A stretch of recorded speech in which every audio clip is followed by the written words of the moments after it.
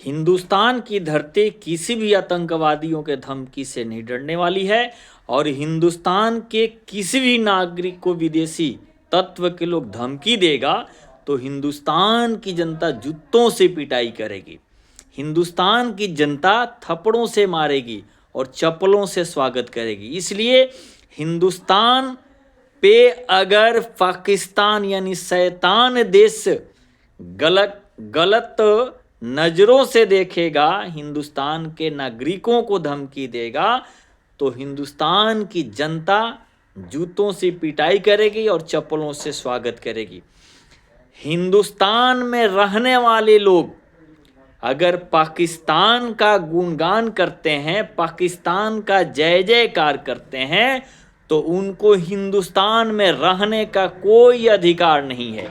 और भारत देश में मैं बता दूं कि भारत देश में जो गतिविधियां चल रही है, ये पाकिस्तान का जो आतंकवादी है वो भारत में यहाँ के जो देशद्रोही तत्व के लोग हैं उन लोगों से मिलकर के भारत को शांत करने की योजना से कार्य कर रहा है। इसलिए भारत की जनता उन गतिविधियों को भी सहन नहीं करेगी, बर्दाश्त नहीं करेगी, मुंह तोड़ जवाब देगी।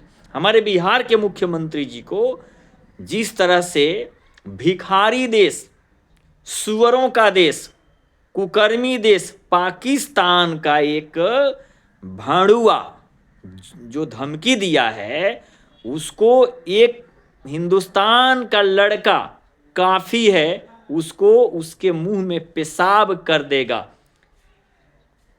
उस आतंकवादी के मुख में हिंदुस्तान का एक नवयुवक पेशाब कर देगा, उसकी औकात था लग जाएगी।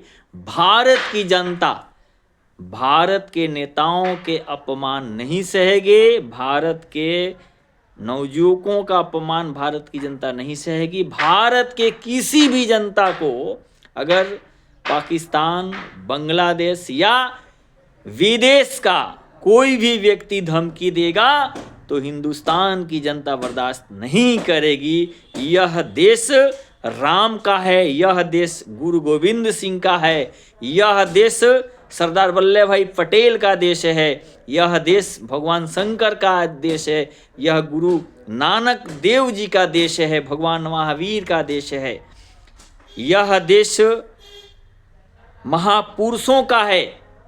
इस देश में रहना होगा तो भारतीय व्यवस्था के अनुसार आपको रहना पड़ेगा। भारत में रह करके खाते हो भारत का अन्न और गाते हो पाकिस्तान का गुणगान, तो तुमको भारत तो छोड़ना ही पड़ेगा।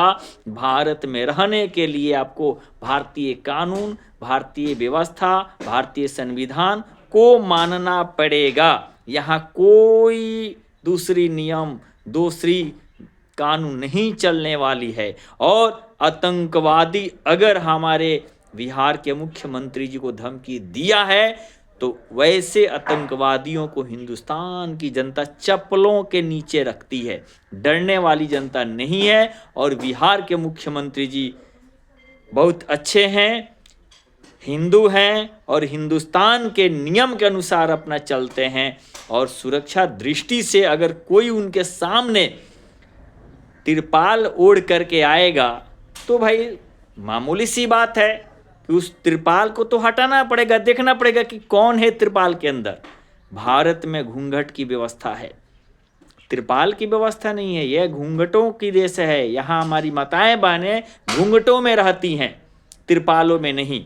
और जो कोई भेष बना करके तिरपाल ओढ़ करके आएगा तो ये अच्छी बात नहीं है। भारत में भारतीय वस्त्र और भारतीय सभ्यता अनुसार यहाँ रहना पड़ेगा, भारतीय कानून को मानना पड़ेगा, भारतीय संविधान पर विश्वास करना पड़ेगा। जय श्री राम, भारत माता की जय।